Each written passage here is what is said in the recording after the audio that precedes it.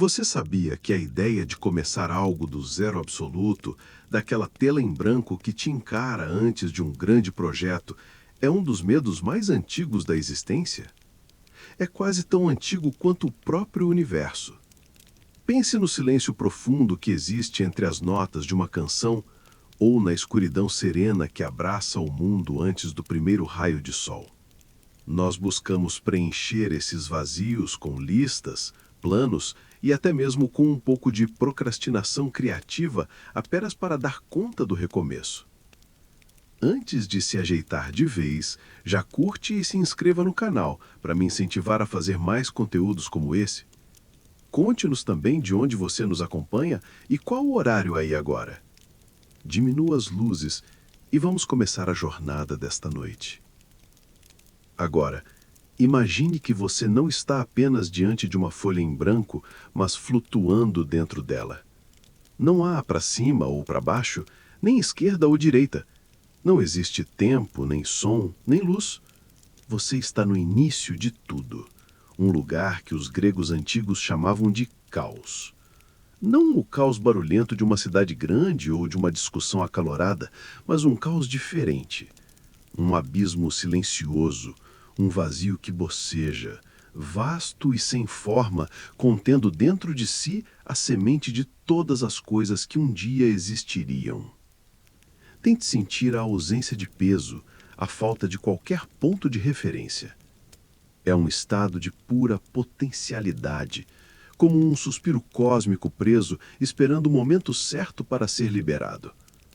Você está à deriva neste mar sem água, nesta escuridão que não é a ausência de luz, mas a condição anterior a ela. Poetas e pensadores antigos, como Hesíodo, debatem até hoje se o caos era um lugar, um deus ou simplesmente o estado primordial do universo, uma questão que a ciência moderna ecoa em suas próprias teorias sobre a origem de tudo. A própria palavra caos, em grego, significa abismo ou fenda, uma boca aberta no nada. Não era exatamente o nada, veja bem, pois do nada, nada vem.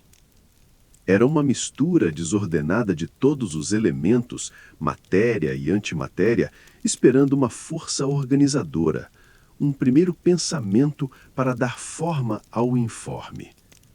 Aqui, neste silêncio primordial, você sente a primeira, minúscula, quase imperceptível vibração.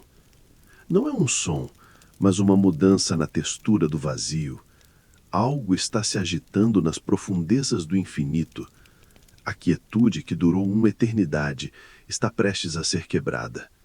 O potencial está se condensando, a semente está germinando. Deste berço escuro e silencioso, as primeiras entidades estão prestes a despertar, não por um ato de criação, mas como um desdobramento natural do próprio caos, que se cansou de sua própria solidão. A primeira história está para começar, e você está aqui para testemunhar o nascimento de tudo. Aquela vibração que você sentiu, aquele tremor nas entranhas do caos, começa a ganhar solidez sobre você.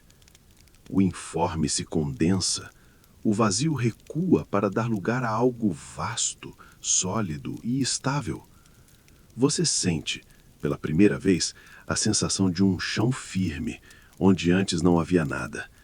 É uma base que se estende infinitamente em todas as direções, quente e acolhedora.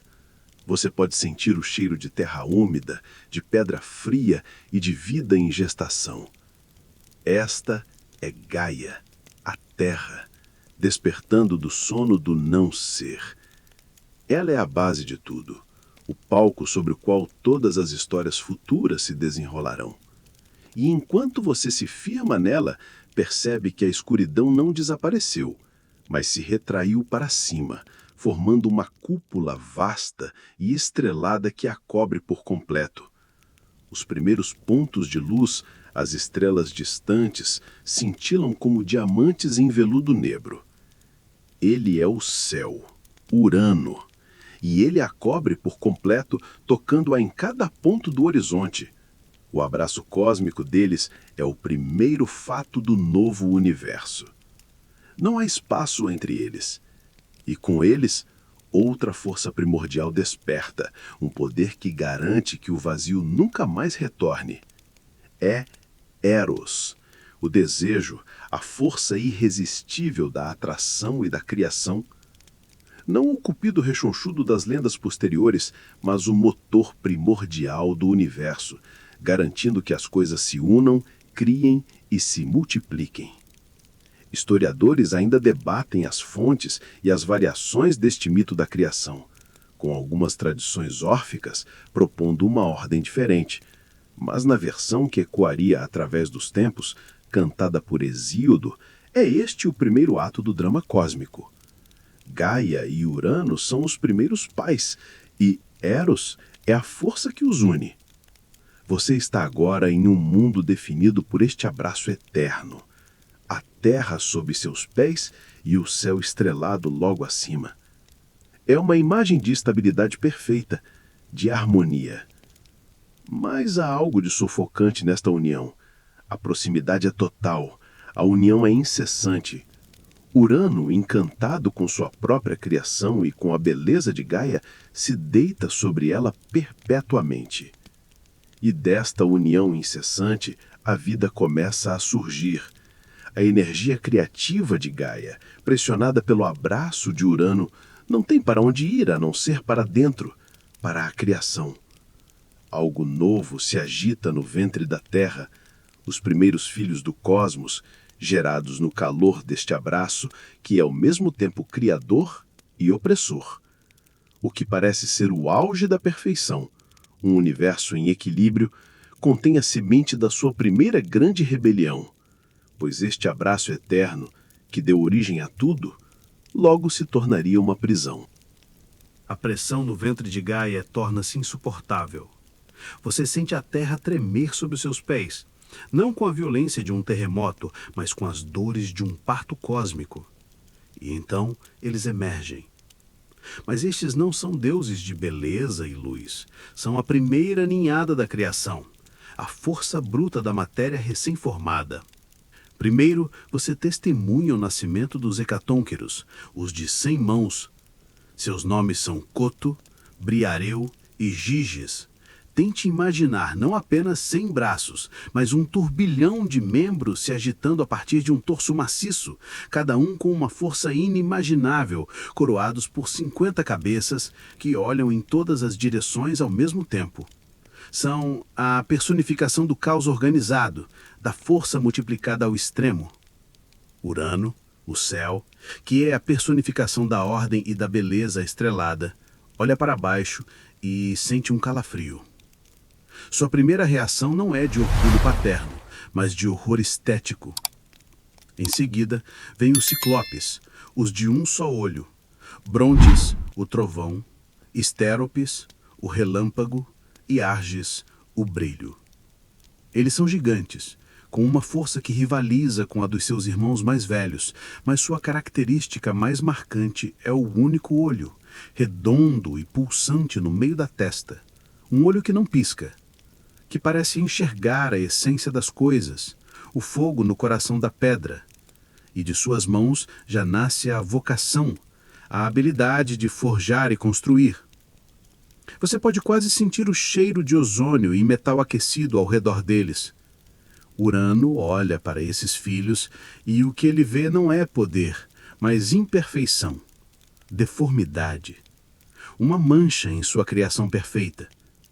Historiadores e mitólogos ainda discutem se essa monstruosidade era literal ou se representava as forças brutas e indomáveis da natureza que a Terra primitiva gerava, como terremotos e erupções vulcânicas, forças que o céu ordenado não podia compreender ou controlar. Seja como for, o veredito de Urano é rápido e cruel. Ele os odeia.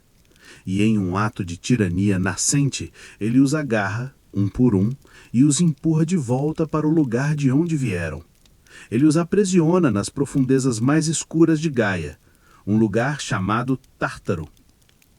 Um abismo tão profundo que uma bigorna de bronze levaria 9 dias e 9 noites para cair do céu à terra, e outros 9 dias e 9 noites para cair da terra até ele.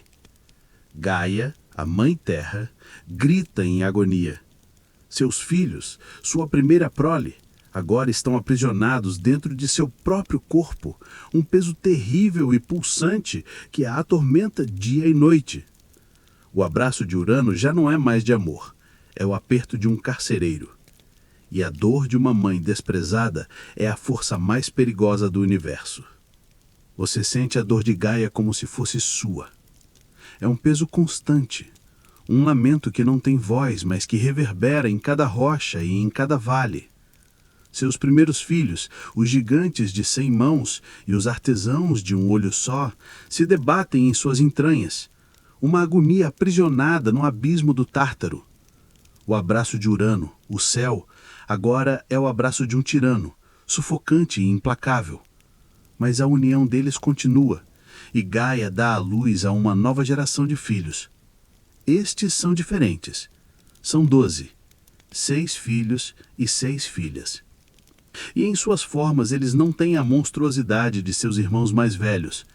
Em suas formas eles são mais parecidos com o que um dia chamaríamos de deuses.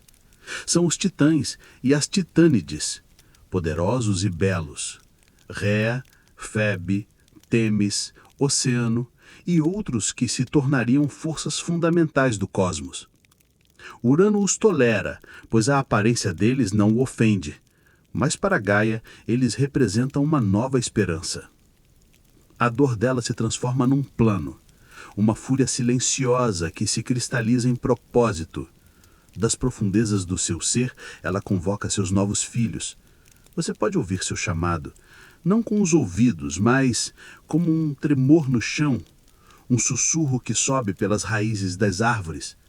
Ela lhes conta sobre a crueldade de seu pai, ela lhes mostra em suas mentes o sofrimento de seus irmãos aprisionados, e então ela lhes faz uma proposta terrível e libertadora.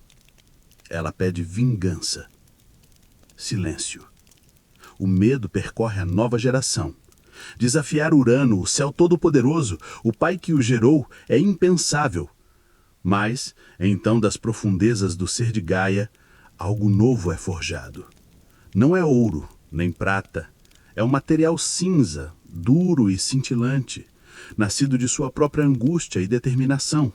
É o adamante, ou adamantina, uma substância mítica, inquebrável, a matéria-prima da própria resiliência. Uma curiosidade sobre o adamante é que ele não é um metal real, mas um conceito, representando o que há de mais inflexível e indestrutível na existência. Gaia molda esse material em uma ferramenta. Uma grande foice, com uma lâmina serrilhada que brilha com uma luz fria e perigosa. Ela oferece aos seus filhos. Quem terá a coragem de empunhá-la? Quem libertará a mãe e os irmãos? Mais uma vez, o silêncio. Até que um deles se adianta, o mais jovem dos titãs, Cronos. Ele não é o mais forte, mas há uma ambição fria nos seus olhos, uma astúcia que os outros não possuem. Ele pega a foice. Você sente o peso dela em sua mão imaginária, fria ao toque, vibrando com um poder contido. Historiadores ainda discutem se o ato de Cronos foi puramente por lealdade à mãe ou se já era o primeiro movimento de uma ambição que consumiria tudo. Ele odeia seu pai, não apenas por sua crueldade, mas por sua autoridade arrogante. Cronos vê a foice não apenas como uma ferramenta de libertação, mas como uma chave para o poder. A conspiração está selada. Gaia esconde Cronos em uma emboscada e lhe entrega a foice de adamante. O plano está em movimento e o universo, ainda em sua infância, prende a respiração. A primeira traição está prestes a manchar a criação de sangue divino. Você espera na escuridão ao lado de Cronos. A noite chega, e com ela, seu pai.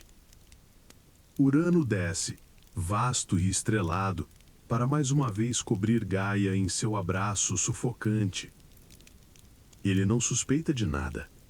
Sua arrogância é uma venda sobre seus olhos cósmicos. Ele anseia pela terra, cego para a fúria que ferve logo abaixo de sua superfície.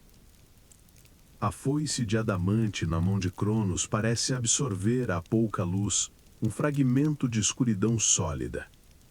O momento chega. Urano se aproxima. E então, o movimento. É um único golpe. Rápido, terrível e preciso. Um uivo de dor e surpresa ecoa pelo cosmos, um som nunca antes ouvido. É o som de um Deus sendo mutilado, o som da perfeição sendo quebrada. O abraço eterno é rompido para sempre. Você sente o ar se tornar subitamente mais leve, mais livre. Pela primeira vez, há espaço entre o céu e a terra. Urano, em agonia, se retrai para o alto para nunca mais tocar sua consorte. Ele está derrotado, diminuído. E enquanto se afasta, ele lança uma maldição sobre o filho que o traiu, palavras que gotejam veneno e profecia, prometendo que o mesmo destino o aguarda, que ele também será derrubado por sua própria prole. O sangue divino, a ícor, jorra da ferida do céu. Onde as gotas escuras caem sobre a terra áspera, Gaia as absorve avidamente. E de seu solo fertilizado por essa dor, novas criaturas nascem. As eríneas, as fúrias de cabelos de serpente que punirão os crimes de parricídio e perjúrio. Os gigantes, guerreiros poderosos nascidos da violência. E as ninfas do freixo, espíritos das árvores. Uma curiosidade mórbida. A violência que separou o mundo também ajudou a povoá-lo. Cronos, ainda segurando a foice, arremessa o membro mutilado de seu pai para longe, em um arco sobre o continente. Ele cai no mar que agita, e da espuma branca que se forma ao seu redor, uma nova divindade nascerá. A personificação da beleza nascida da mais brutal das violências. Mas essa é uma história para outro tempo. Agora o que importa é o silêncio que se segue. O céu está permanentemente separado da terra. Historiadores e filósofos veem este ato não apenas como um golpe de estado divino, mas como um evento cosmológico necessário. A separação do céu e da terra cria o mundo como o conhecemos, um espaço para a vida florescer, para o ar circular, para a chuva cair. Cronos, o titã mais jovem, agora está de pé, o governante indiscutível do universo. Seus irmãos e irmãs titãs que antes tremiam de medo, agora o cercam, reconhecendo seu poder e sua audácia. A foice que ele segura não é mais apenas uma arma, é um cetro. Ele libertou seus irmãos do Tártaro, ele libertou sua mãe, e ele tomou o trono. O primeiro rei do universo foi deposto, e um novo tirano, nascido da traição, tomou o seu lugar. O ar que você respira agora é diferente. É mais leve, preenchido com o espaço recém-criado entre a terra e o céu. O mundo está finalmente em equilíbrio. Cronos, o novo rei, senta-se em seu trono. Ele cumpre sua primeira promessa, libertando seus irmãos Ciclopes e Hecatonquiros do Tártaro num gesto de aparente boa vontade. O cosmos entra em um período de paz e abundância inigualáveis. Esta é a lendária Era de Ouro. Você caminha por um mundo que não conhece o trabalho, a doença ou a velhice. A terra oferece seus frutos sem que ninguém precise arar o solo. Rios de leite e néctar correm livremente e o mel goteja das árvores. Não há estações, apenas uma primavera perpétua. Os seres que habitam o mundo vivem vidas longas e pacíficas, e quando a morte chega, ela é suave como um sono. Cronos governa ao lado de sua irmã, a Titânide Reia, que se torna sua rainha. A corte dos titãs é o centro de um universo perfeito. Mas você, observador silencioso, percebe algo. Uma rachadura na fachada dourada. Está no olhar do próprio rei. Enquanto todos se deleitavam na perfeição, os olhos de Cronos estão distantes, sombrios. Ele é o senhor de tudo, o ser mais poderoso da existência, e ainda assim ele tem medo. A maldição de seu pai, Urano, não foi um grito que se perdeu no vácuo. É um eco, um sussurro perpétuo em sua mente. Ele olha para seus irmãos, os mesmos que ele libertou, e os vê como rivais potenciais. Ele olha para sua rainha, Reia, e vê uma possível cúmplice em uma futura traição. Uma curiosidade linguística e filosófica.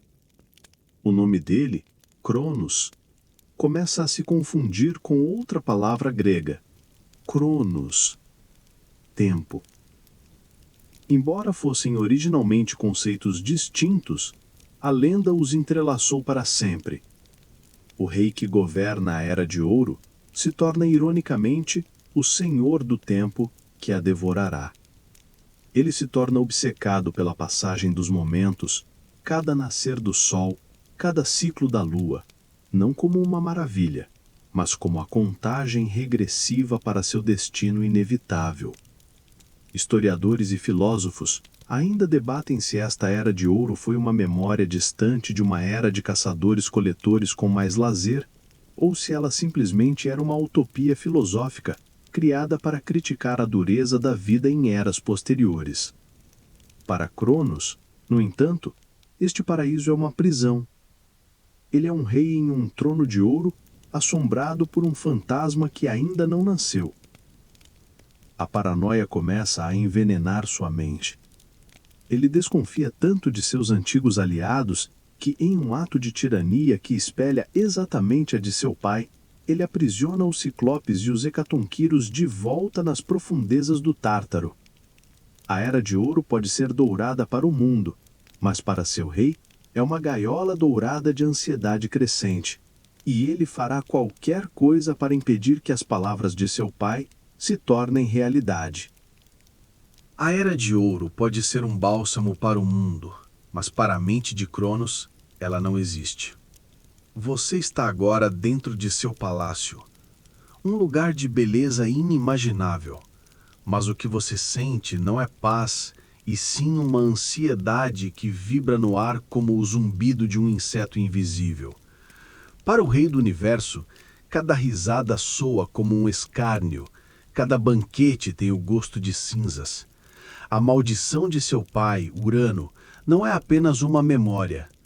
Tornou-se uma profecia, uma verdade fundamental que reescreveu o código de seu ser.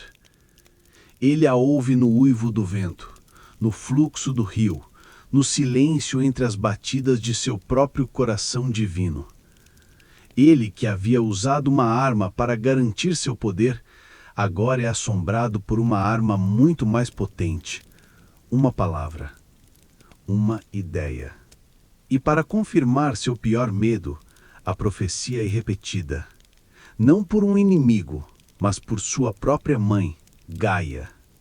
A Terra, que também é o primeiro oráculo, confirma o destino. Assim como ele destronou seu pai, um de seus próprios filhos o destronará. É o ciclo da traição, a lei imutável do poder. A ajuda que ela lhe deu para subir ao trono não se estenderá para mantê-lo lá. Ela é a terra, e a terra sempre favorece a nova semente, a nova vida. O veneno agora inunda completamente sua alma. Você o vê olhar para sua rainha, a bela Reia. O amor que ele sentia por ela se corrompeu, transformando-se em uma vigilância temerosa. O ventre dela, que deveria ser a promessa de uma linhagem, agora é, para ele, o berço de seu assassino. Cada olhar carinhoso dela é um disfarce, cada toque uma potencial mentira. Historiadores ainda discutem se essa profecia era um evento literal no mito ou se serve como uma alegoria poderosa para o ciclo inevitável do tempo e do poder, onde cada geração que toma o controle pela força está fadada a ser substituída pela próxima da mesma maneira. Para Cronos, a ameaça é real. Uma curiosidade sobre as profecias antigas é que muitas vezes elas estavam ligadas a locais físicos, como as fendas geológicas de Delfos, de onde emanavam vapores que se acreditava induzirem visões. Para Cronos, o oráculo é a própria terra sob seus pés, a voz de sua mãe subindo por toda parte, sem escapatória. A paranoia se torna sua política. Ele tenta controlar tudo. Mas como se pode controlar o futuro? Como se pode impedir o nascimento? O rei que se confunde com o próprio tempo, ironicamente, se torna o maior inimigo do tempo. E então, a notícia que ele mais temia chega, inevitável como o nascer do sol.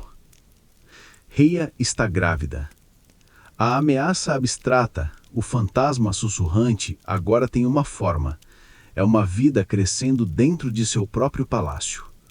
A profecia não é mais uma possibilidade distante, é um coração que bate, um destino que se desenvolve a poucos metros de seu trono. O medo de Cronos agora exige uma ação, uma solução terrível e impensável para um problema que ele mesmo criou. O tempo, na Era de Ouro, passa de uma forma estranha, ao mesmo tempo lento e rápido demais. Você observa a rainha Reia. Há uma beleza trágica nela enquanto sua gravidez avança. O mundo ao redor dela celebra. A natureza parece florescer com ainda mais vigor em antecipação a uma nova vida divina. Mas dentro do palácio, o ar é rarefeito, pesado com o medo de um único ser. Cronos a observa constantemente.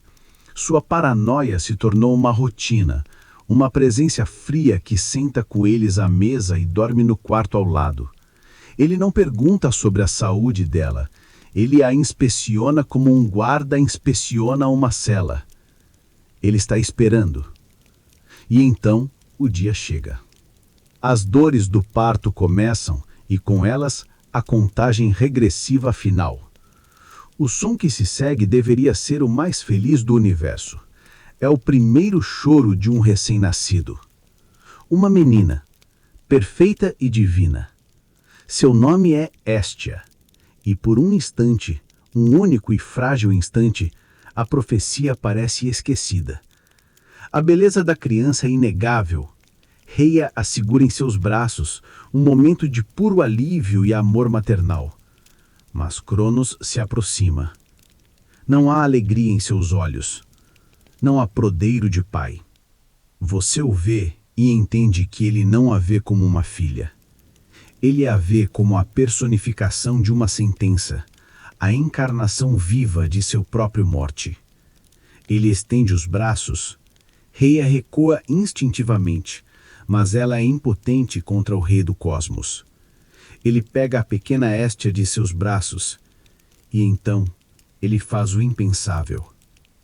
Ele a leva à sua própria boca. Não há hesitação. É um único movimento, um ato de absorção final. O primeiro grito dela, que havia anunciado a sua chegada ao mundo, é engolido antes mesmo de preencher o salão. Silêncio. É um silêncio mais profundo e mais terrível do que o do caos primordial. É o silêncio de um crime que desafia a natureza. Reia fica congelada.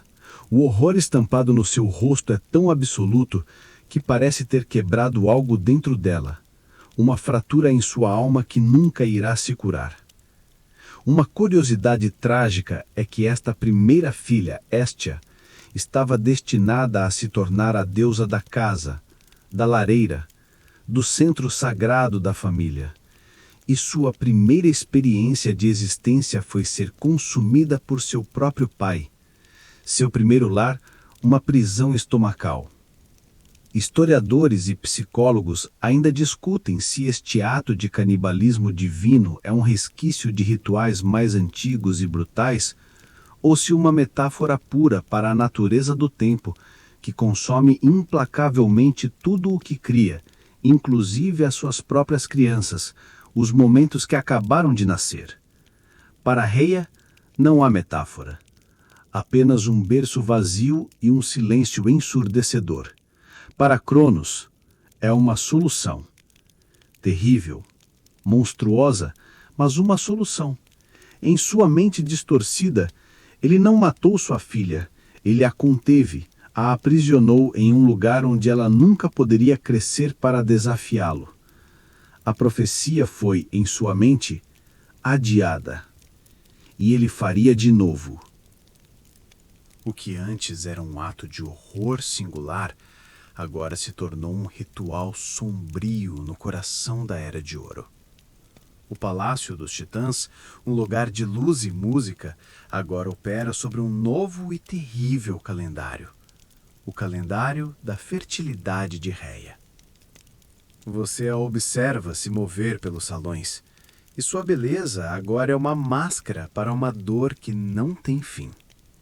Cada novo ciclo de gravidez não é uma promessa de alegria, mas a certeza de um luto iminente.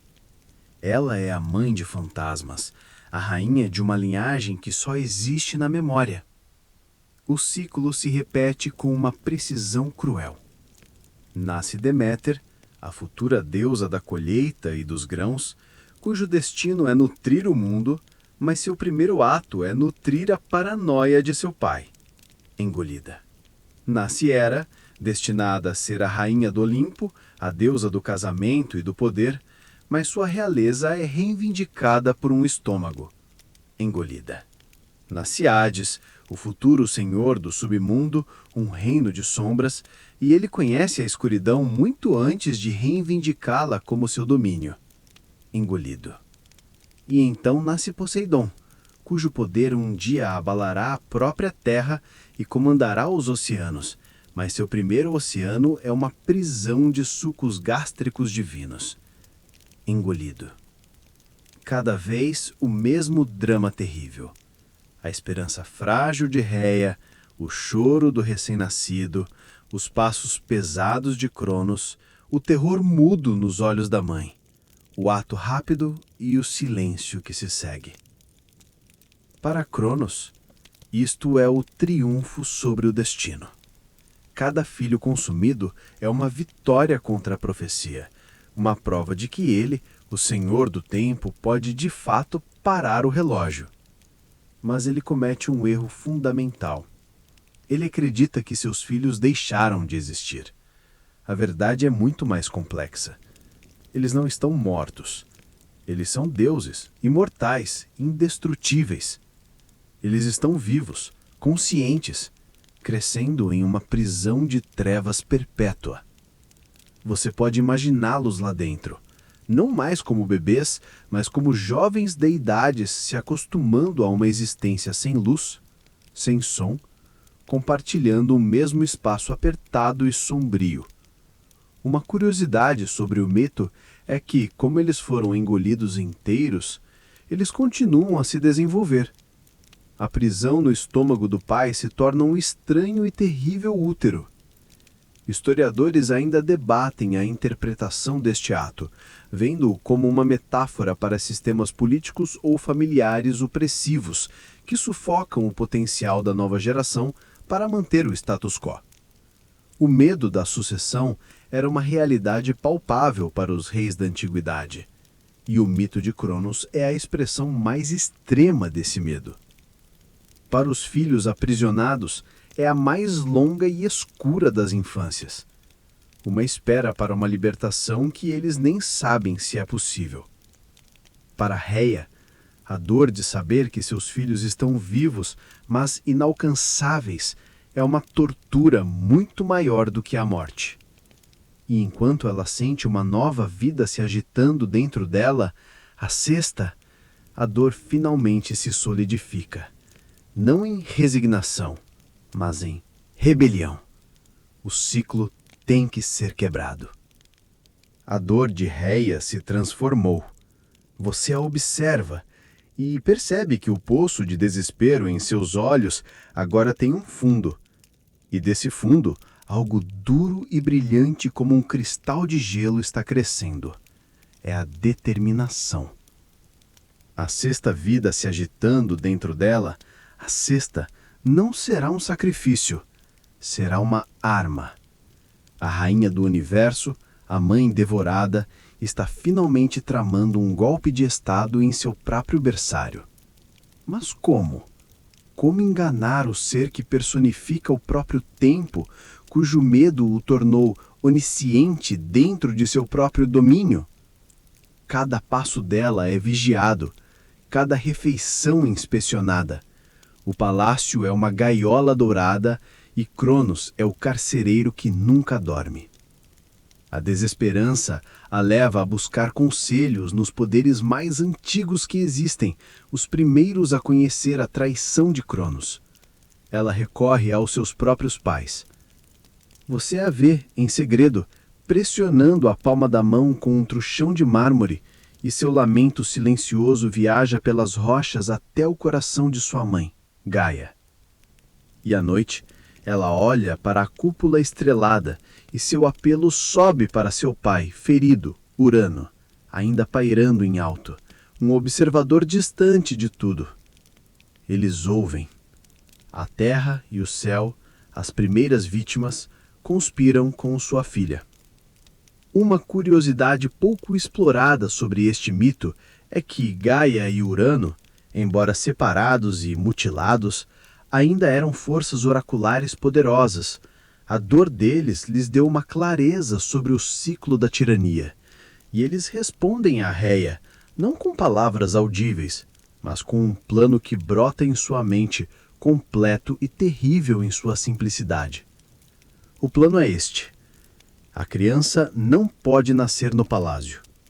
Ela deve ser levada para longe, para um lugar secreto, onde o olhar vigilante de Cronos não possa alcançar. Gaia lhe diz para ir a Creta, uma ilha remota para dar à luz em uma caverna profunda no Monte Ida. E lá, ela deve deixar o bebê para ser criado em segredo. Historiadores ainda debatem se Rhea era a arquiteta principal deste plano, movida puramente pelo instinto maternal, ou se ela era uma peça em um jogo maior, orquestrado por Gaia, que via a oportunidade de finalmente vingar seus primeiros filhos, os Ciclopes e os Hecatonquiros, ainda aprisionados no Tártaro. A verdade provavelmente está no meio. É a fusão de uma dor de mãe com a justiça cósmica de uma avó. Rhea aceita o plano. O medo por seu filho ainda por nascer é maior do que o medo de seu marido. Pela primeira vez em muito tempo, ela tem um segredo. Um propósito. Você a vê disfarçar sua determinação sob um véu de resignação. Ela finge a mesma tristeza de antes, mas por baixo, sua mente é uma fortaleza, ensaiando cada passo da decepção que está por vir. A gravidez avança e o tempo, inimigo de seu marido, agora é seu maior aliado, levando cada dia mais próximo do momento da verdade. O plano de Rhea está se formando na escuridão. Um segredo guardado para garantir a sobrevivência. E para que a nossa imersão nesse suspense seja completa, seja para aprender ou adormecer, o conforto é essencial. Sei que, como eu, muitos se viram na cama com um fone que incomoda ao deitar de lado. Por isso, a solução que eu uso e recomendo é uma máscara de dormir com fones de ouvido integrados. Ela permite que você se deite de qualquer maneira em conforto absoluto, enquanto bloqueia toda a luz, criando o santuário perfeito para a nossa viagem no tempo. Agora que seu conforto está garantido, vamos ver se o plano de Rhea funcionará. Voltemos à história. O tempo, que antes era o inimigo de Rhea, agora se torna seu cúmplice na contagem regressiva para a liberdade. A jornada para a ilha de Creta é feita em segredo, sob o manto da noite estrelada, o mesmo céu que é a forma de seu pai distante e ferido. Você entra com ela na caverna profunda no Monte Ida. O ar aqui é frio e úmido, cheira a terra antiga e pedra molhada. É um santuário escondido, um útero dentro do útero de Gaia. E aqui, longe dos olhos vigilantes de Cronos, a criança nasce. O menino. Seu nome é Zeus. O choro dele não é silenciado pela fome de um pai, mas é abafado pelas paredes da caverna, um segredo guardado pela própria montanha. Reia o segura apenas por um momento de amor tão intenso que tem a força de 1000 sóis. Um amor que precisa ser forte o suficiente para durar uma vida inteira de separação. Então, a parte mais difícil do plano começa. Gaia, a terra, lhe oferece uma pedra. Não é uma pedra qualquer, é uma pedra cônica, do tamanho e do peso exatos de um bebê recém-nascido. Você observa Reia enquanto ela envolve em panos de linho, os mesmos panos que deveriam aquecer seu filho. É um ato de engano magistral, mas também de uma dor excruciante, o simulacro de uma maternidade que ela precisa sacrificar para salvar. Ela beija a testa de seu filho verdadeiro uma última vez, o entrega aos cuidados das ninfas da montanha e retorna ao palácio, carregando o pacote frio e pesado. Seu rosto é uma máscara perfeita de luto, uma performance tão convincente que é quase a verdade. Cronos a espera. Ele não a consola. Ele não pergunta. Ele simplesmente estende os braços, os olhos famintos não pela criança, mas pela segurança que o desaparecimento dela lhe trará. Historiadores e psicólogos ainda debatem este momento. Se a paranoia de Cronos era tão absoluta que o cegou para a realidade, ou se sua arrogância era tamanha que ele nem se deu ao trabalho de verificar, confiando em seu sistema infalível de tirania. Ele pega o pacote. Ele não sente o frio da pedra através do tecido, ou talvez o frio em sua alma seja tão grande que ele não percebe a diferença. E em um movimento que se tornou rotineiro, ele o leva à boca e o engole de uma só vez. Há um ruído surdo e rochoso, diferente dos outros, mas em sua mente aliviada é apenas o som do destino sendo mais uma vez frustrado. Ele se vira, satisfeito, acreditando ter consumido o último e mais perigoso de seus filhos. Aquela pedra que os gregos mais tarde chamariam de ónfalos, o umbigo do mundo, seria retirada de seu estômago e colocada no santuário de Delfos, reverenciada como um artefato sagrado. Uma curiosidade que prova que até a mentira pode se tornar um objeto de adoração. Mas por agora, ela serve a um propósito muito mais urgente. Reia se retira. As lágrimas que agora correm livremente são de um tipo totalmente diferente. São lágrimas de alívio, de triunfo e de uma saudade que já começou a doer. O engano foi um sucesso. O futuro rei do universo está seguro. Longe do silêncio assombrado do palácio, a milhares de quilômetros de distância, um som muito diferente preenche o ar. Você está de volta na caverna, no Monte Ida, em Creta, e o choro do bebê divino não é um segredo guardado pelo silêncio, mas pela cacofonia. Do lado de fora da caverna, um grupo de guerreiros semidivinos, os Curetes, executam uma dança de guerra perpétua e barulhenta. Eles batem suas lanças contra seus escudos de bronze, seus gritos de guerra ecoando pelas encostas da montanha, criando um ruído ensurdecedor. Pense neles como a primeira banda de heavy metal da história, ou talvez uma distração sonora em escala divina, um escudo de áudio projetado para uma única finalidade: garantir que o som do choro de um bebê não viaje pelo cosmos e chegue aos ouvidos paranoicos de Cronos. Dentro da caverna, a cena é de uma paz contrastante. O pequeno Zeus não está em um berço de ouro, mas em um leito de folhas macias. Suas babas são ninfas da montanha, Adrasteia e Ida, que o alimentam não com comida comum, mas com o mel dourado coletado das abelhas sagradas do monte e o leite divino de uma cabra mágica. Amalteia o ama como se fosse o seu próprio filhote, e o futuro rei dos deuses cresce forte com o seu sustento. Uma curiosidade sobre Amalteia é que um dia, brincando com Zeus, um de seus chifres se quebrou. Zeus, já demonstrando seu poder, transformou o chifre quebrado na cornucópia, o chifre da abundância, capaz de produzir comida e bebida infinitas. A infância do deus que derrubaria uma era de escassez foi, ironicamente, uma de abundância infinita. Historiadores e antropólogos veem nesta história um fascinante exemplo de sincretismo religioso, onde os mitos dos invasores gregos se fundiram com as crenças e rituais mais antigos da civilização minoica cretense, que já adoravam um deus infante em uma caverna. Os coretes e as ninfas podem ter sido divindades locais absorvidas pela nova narrativa olímpica. Os anos passam, não como para um mortal, mas em saltos de poder e consciência. O bebê se torna um menino, o menino se torna um jovem.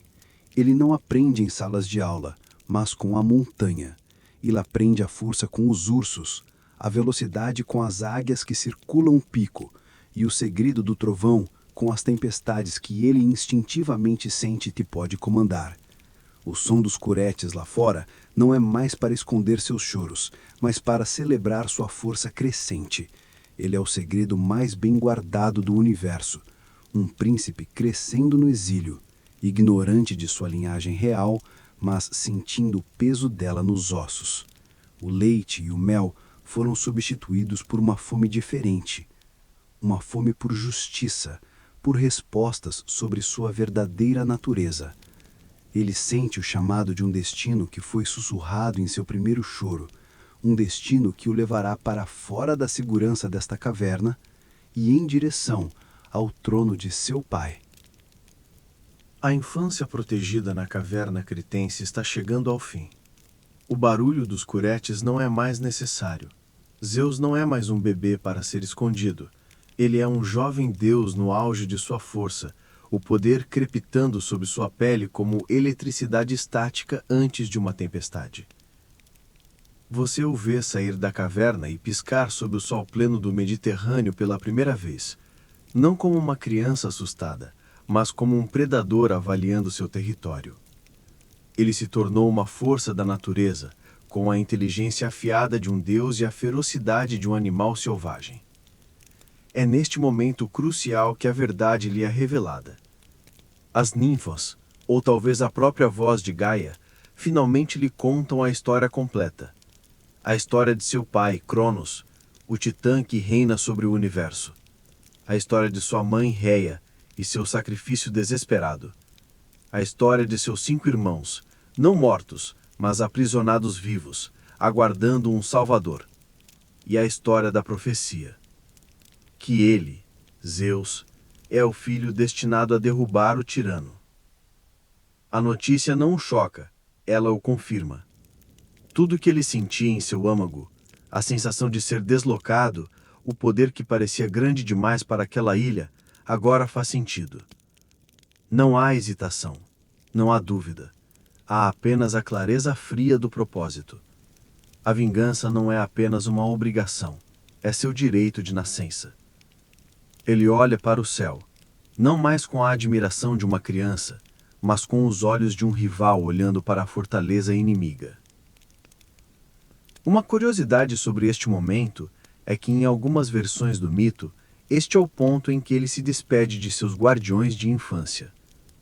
Ao se despedir da cabra Amalteia, que havia morrido de velhice, ele pega sua pele indestrutível e a transforma em um escudo ou peitoral, a égide, que se tornaria um de seus símbolos mais famosos de poder e proteção. A infância que o nutriu, agora o arma para a guerra. Historiadores e teóricos do mito veem nesta fase a clássica jornada do herói, o momento do chamado à aventura. O herói, vivendo em um mundo comum, descobre sua verdadeira herança e deve deixar o conforto do conhecido para embarcar em uma jornada perigosa. Zeus agora personifica este arquétipo em escala cósmica. Sua jornada não é para salvar um reino, mas todo o universo. Ele deixa Creta para trás. Ele não sabe exatamente como enfrentará seu pai, um ser de poder incomensurável que devora deuses no café da manhã. Ele sabe apenas que a força bruta não será suficiente. Cronos não foi derrotado pela força, mas pela astúcia, e é com astúcia que ele também deverá ser combatido. O jovem deus, criado nas sombras, agora caminha em direção à luz, pronto para se infiltrar na corte de seu pai e reivindicar o destino que uma pedra fria guardou para ele. Você acompanha o jovem deus em sua jornada e percebe que a força bruta que ele exala agora está contida, focada. Ele entendeu a lição da foice de seu pai. O poder não está no golpe, mas no plano que o precede. Para derrubar o império construído sobre a paranoia, ele não precisa de um exército. Ele precisa de uma chave. Ele precisa de uma mente tão astuta quanto a de seu pai, ou mais. E sua busca o leva a uma figura de poder sutil, uma deusa que não comanda exércitos nem lança raios. Você a encontra perto da água, como seria de se esperar da filha de Oceano. Seu nome é Metis, e seu nome é sua essência. Significa sabedoria, habilidade e, acima de tudo, astúcia. Ela é a personificação da inteligência estratégica. Quando Zeus a encontra, você não vê um encontro de guerreiros, mas uma partida de xadrez cósmico começando. Ele tem a força, a motivação e o destino. Ela tem a visão, a capacidade de ver todos os movimentos possíveis no tabuleiro do universo. Historiadores e mitólogos ainda debatem a natureza de sua aliança. Teria sido Metis uma conspiradora de longa data, vendo em Zeus a oportunidade de derrubar a estagnação do reinado dos titãs? Ou foi ela simplesmente seduzida pelo carisma e pelo poder bruto do jovem deus, vendo nele um futuro que valia a pena moldar? Independentemente da motivação, ela concorda em ajudar. Ela se torna sua conselheira, sua estrategista-chefe. E o plano que eles elaboram é um de infiltração e engano. Zeus, o herdeiro legítimo do universo, se disfarçará como um servo. Ele se tornará um novo copeiro na corte de Cronos. Uma curiosidade sobre este disfarce é a sua genialidade. O copeiro é ao mesmo tempo invisível e indispensável, sempre presente ao lado do rei, com acesso direto ao que ele come e bebe. O servo mais humilde se torna a maior ameaça. E o que ele servirá não será apenas néctar. Com a ajuda de Metis, eles preparam a poção. Não é uma poção de morte, mas algo muito mais inteligente. É um emético poderoso, uma mistura de néctar com mostarda e sal, uma poção da verdade em seu sentido mais literal. A bebida foi desenhada não para matar Cronos, mas para forçá-lo a regurgitar o que ele tentou suprimir, para trazer à luz os segredos que ele engoliu. A arma não é veneno, é a própria verdade. O plano está pronto.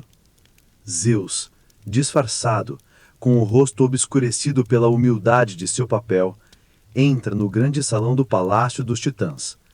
É a primeira vez que ele está na presença de seu pai, o tirano que ele só conhecia em histórias. Ele segura a jarra de néctar adulterado, a mão firme, o coração batendo com o ritmo de uma tempestade contida.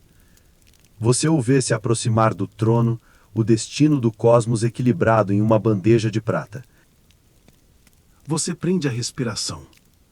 O jovem copeiro, Zeus, se curva com uma humildade que é a mais pura das mentiras, e oferece a taça a seu pai. Cronos, o rei do universo, a pega sem pensar duas vezes. A paranoia dele, que vê traidores em cada sombra, é cega para a ameaça que está bem na sua frente, disfarçada de servidão. Ele confia na sua rotina de tirania, no seu sistema de consumo. Ele bebe o néctar adulterado em um longo gole, saboreando não a bebida, mas o seu próprio poder inabalável. Por um momento, nada acontece. Zeus se afasta lentamente, o coração martelando contra as costelas. Então você vê a primeira mudança. Uma expressão de confusão cruza o rosto de Cronos. Um desconforto. Ele coloca a mão sobre o estômago, o epicentro de seu poder e de seu crime. Começa como um espasmo, depois uma convulsão que sacode seu corpo maciço, fazendo o próprio trono tremer. É a pior indigestão da história cósmica. O rei do tempo está prestes a vomitar o passado. O primeiro objeto que ele expele não é um deus, é a pedra. A pedra que Reia o enganou para engolir anos atrás. Ela cai no chão de mármore com um baque surdo e pesado. O som da primeira mentira sendo revelada. O eco do triunfo secreto de uma mãe. E então, eles vêm. Não como bebês, mas como saíram, inteiros, e agora completamente crescidos na escuridão de sua prisão. É uma matriosca, uma boneca russa, ao contrário. O último a entrar é o primeiro a sair. Surge Poseidon, os olhos tempestuosos, o poder do mar já se agitando em suas mãos. Depois vem Hades, envolto em uma aura de escuridão e silêncio. O conhecimento do abismo já gravado em seu rosto. Depois, a majestosa Hera. A raiva justa queimando em seu olhar. A dignidade de uma rainha roubada. Em seguida, Deméter, a força da terra pulsando nela, o desejo de fazer o mundo florescer e não ser consumido. E por último, a primeira a ser engolida, Héstia, serena, mas com um fogo interior que arde mais forte do que qualquer outro. Historiadores ainda discutem se este evento foi concebido como um ato físico literal ou como uma poderosa metáfora para uma revolução, onde as forças da mudança, suprimidas por muito tempo, finalmente rompem de dentro do próprio regime opressor. Para Cronos, ajoelhado e enfraquecido, a distinção é irrelevante. Ele olha para cima e vê o que mais temia. 5 deuses adultos, furiosos e poderosos, em pé diante dele.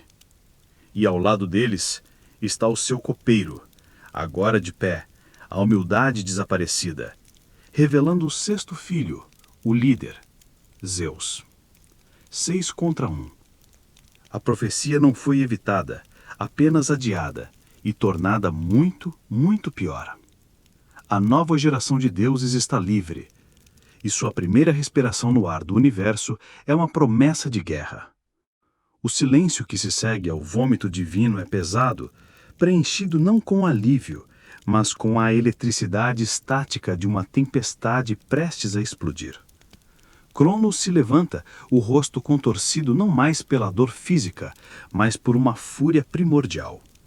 A profecia que ele tentou engolir está agora diante dele, multiplicada por 6. Você sente a mudança no ar do palácio. Os outros titãs, que até agora viviam na paz forçada da Era de Ouro, olham da cena para seu rei e depois para os novos deuses. Um ultimato silencioso paira no ar. Um lado deve ser escolhido. Não há mais neutralidade possível. A linha foi traçada na areia cósmica. A lealdade a Cronos, o velho regime, a força bruta e a tirania paranoica. Ou a lealdade a Zeus, a nova ordem, a promessa de mudança, nascida da astúcia e da vingança. A lealdade familiar se quebra. A maioria dos titãs masculinos, como Atlas, o futuro portador dos céus, e Menésio, se unem a seu irmão Cronos, por medo, por orgulho ou por uma simples resistência à mudança. Mas nem todos o seguem. A primeira declaração de guerra não é um grito, mas uma retirada estratégica. Zeus, agora o líder indiscutível da nova facção, não tenta flanão em cima. Ele lidera seus irmãos e irmãs para fora do palácio, para longe da influência de Cronos. Eles viajam até a montanha mais alta da Grécia, um pico que fura as nuvens, o Monte Olimpo. E ali eles estabelecem sua fortaleza. É uma declaração em si mesma, uma reivindicação de um novo centro de poder. Uma curiosidade geográfica do mito é que os titãs, em resposta, estabeleceram sua própria base em uma montanha oposta, o Monte Otris. Você pode imaginar as duas montanhas se encarando através do Vale da Teslânia, dois acampamentos militares divinos, um representando o poder estabelecido, o outro a rebelião insurgente. O Olimpo contra o Atris. Historiadores ainda discutem as alianças que se formaram, especialmente a dos titãs que traíram sua própria espécie. A titanida Temis, a personificação da lei e ordem divina, e seu filho Prometeu, o de pensamento à frente, tinham a capacidade de ver o futuro. Eles sabiam que a brutalidade cega de Cronos não poderia vencer a inteligência e o destino de Zeus. E eles sabiamente escolheram o lado vencedor, tornando-se conselheiros cruciais para os olimpianos. A guerra não era simplesmente uma questão de velhos contra jovens, mas de força bruta contra estratégia. O universo que conhecia apenas a paz opressiva da Era de Ouro, agora se prepara para o conflito total. O céu não é mais apenas o lar das estrelas, se tornou um campo de batalha. A titanomaquia, a guerra dos titãs, havia começado. E ela abalaria os alicerces da criação. A declaração de guerra não é seguida por uma única batalha decisiva. O que se segue é um conflito de desgaste, uma guerra de atrito em escala cósmica que faz o próprio tecido da realidade gemer. Você está no meio deste conflito e a experiência é avassaladora. O chão sob seus pés nunca está parado. A terra treme constantemente com o impacto de montanhas sendo arrancadas de suas bases e arremessadas como pedras através dos céus. Os rios fervem e mudam de curso. Os oceanos se levantam em fúria, respondendo à vontade dos combatentes.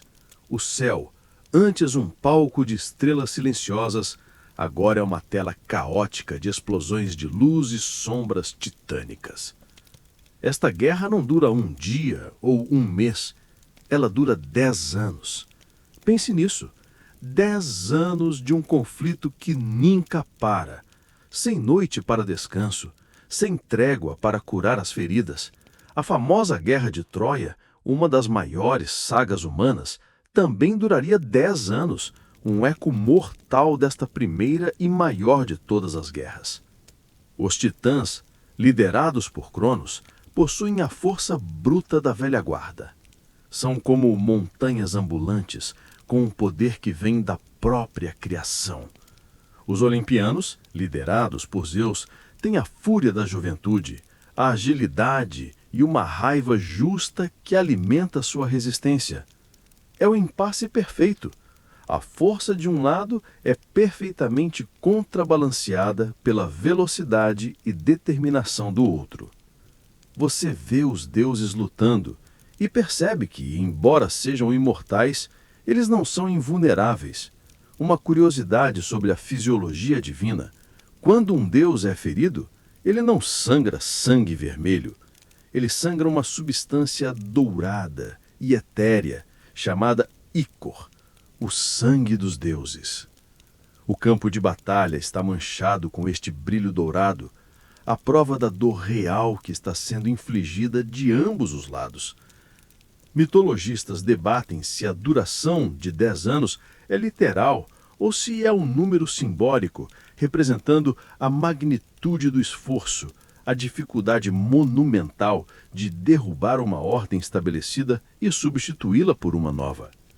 10 anos para que uma geração inteira de poder se esgote. Para Zeus e seus irmãos, a frustração deve ter sido imensa. Eles foram libertados de uma prisão apenas para se encontrarem em outra, uma guerra sem fim que estava destruindo o mundo que eles queriam governar. Cada vitória era seguida por uma derrota. Cada avanço era repelido. 10 anos de luta, e o universo ainda estava em um equilíbrio agonizante.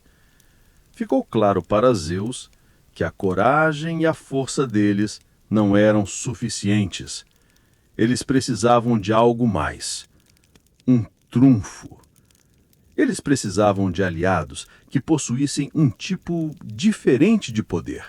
Um poder que havia sido esquecido, aprisionado nas profundezas mais escuras do mundo. A guerra não seria vencida com os recursos que eles tinham, mas com os recursos que eles poderiam libertar. A guerra está em um impasse sangrento, uma década de destruição sem um fim à vista. É neste momento de desespero estratégico que a sabedoria ancestral ressurge. Gaia, a Terra, que testemunha a destruição de seu próprio corpo, se aproxima de seu neto, Zeus. Ela lhe dá o conselho que mudará o curso da guerra. Ela lhe diz que a vitória não virá de cima do Olimpo, mas de baixo, do Tártaro. Ela o lembra de seus outros filhos, seus tios, os primeiros a serem traídos, os mesmos que Cronos, em sua tirania, voltou a aprisionar. Os Ciclopes e os Hecatonquiros, a força primordial e a habilidade de forja que haviam sido esquecidos. Zeus percebe a verdade no conselho de sua avó. A tirania de seu pai não começou com ele e seus irmãos. Começou com a geração anterior. Para desfazer completamente o legado de Cronos, ele precisaria corrigir o pecado original. Você desce com Zeus em uma missão de resgate ao lugar mais temido do cosmos. O Tártaro não é apenas uma prisão, é uma dimensão de escuridão e punição guardada por uma terrível sentinela chamada Campi, um monstro com o corpo de mulher, uma cauda de escorpião e cabeças de animais ferozes brotando de seu corpo. Zeus a enfrenta e a derrota, quebrando os portões da prisão ancestral. A cena da libertação é poderosa. Os gigantes de um olho só e os monstros de 100 mãos emergem das trevas, piscando sobre uma luz que não viam há eras. Eles não são apenas libertados, eles são gratos.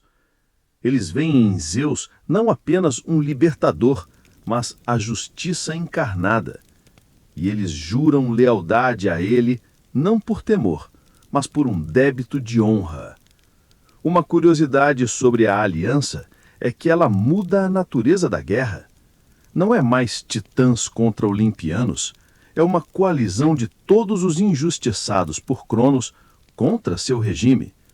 A guerra ganha uma dimensão moral. E os novos aliados não vêm de mãos vazias. Os Ciclopes, os mestres artesãos do universo, montam sua forja nas profundezas do vulcão Etna. Eles trabalham com fogo e relâmpago. E para os 3 irmãos olimpianos, eles forjam armas lendárias.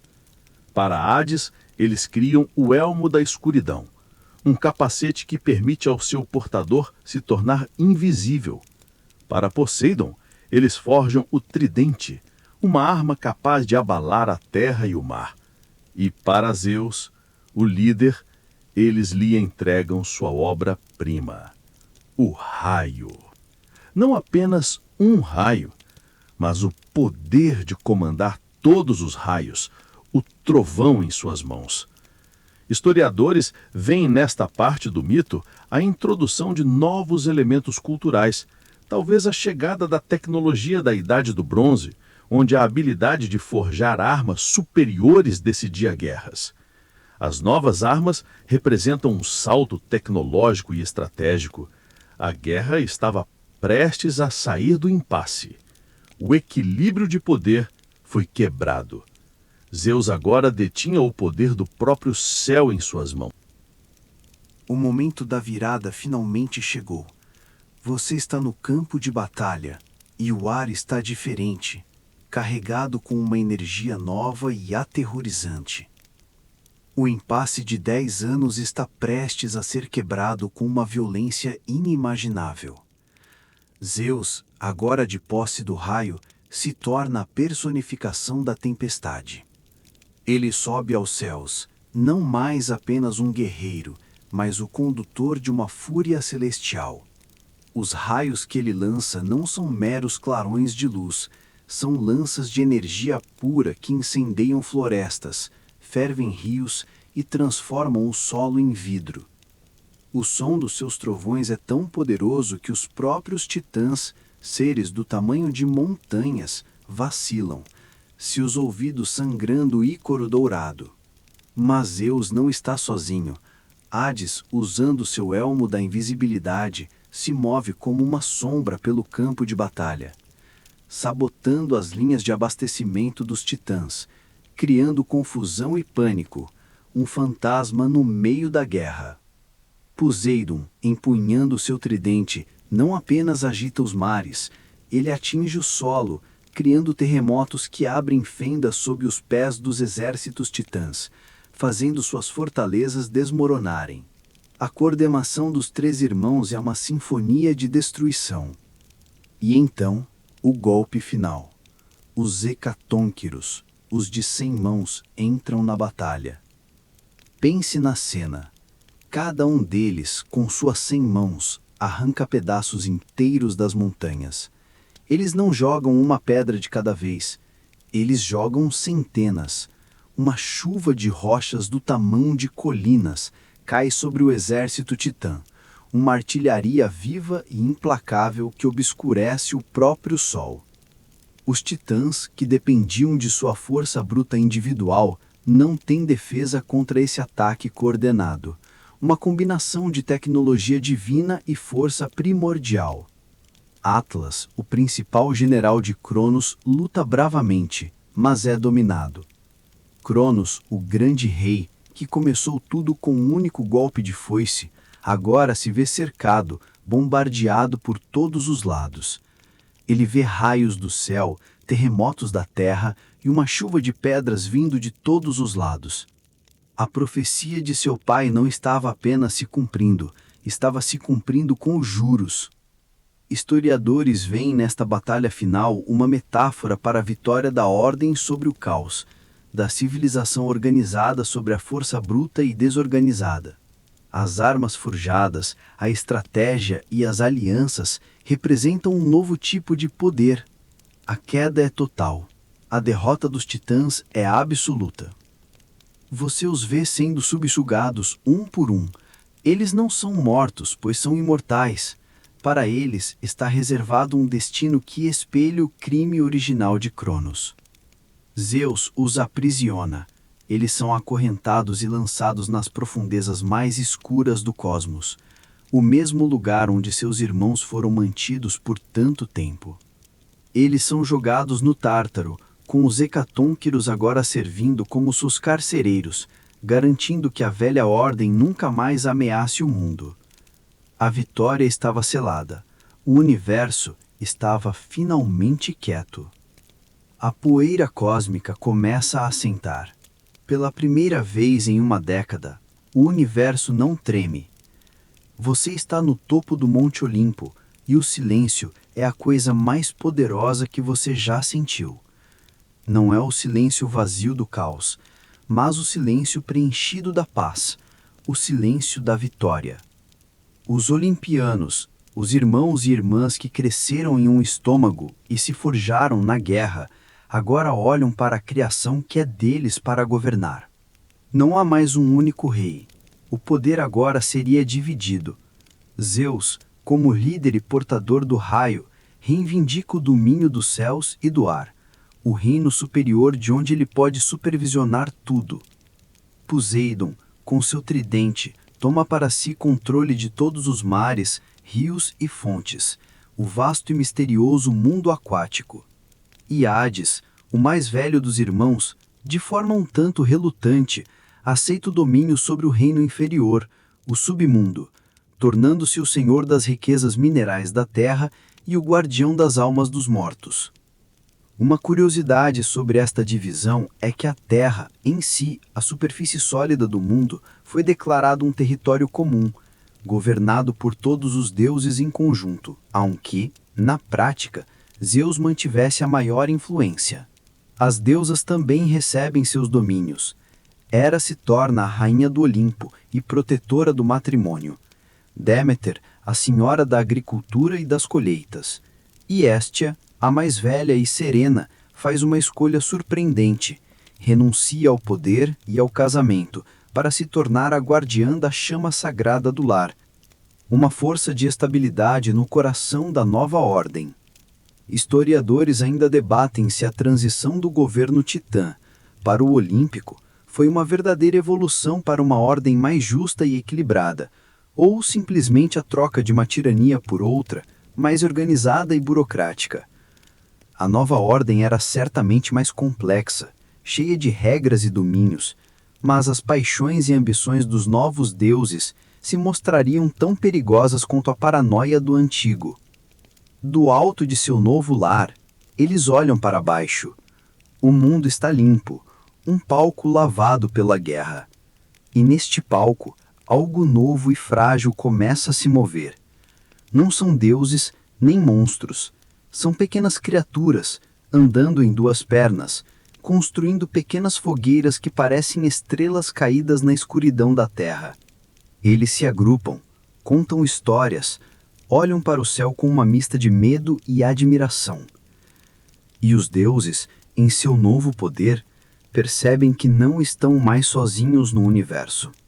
A vitória estava selada. Os titãs foram aprisionados nas profundezas do Tártaro.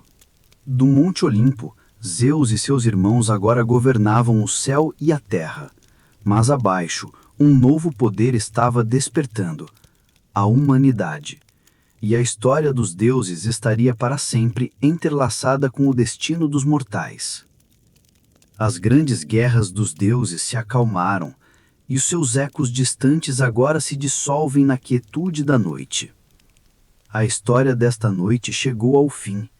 E o universo, antes abalado pela fúria de titãs e olimpianos, agora repousa em um silêncio profundo e estrelado.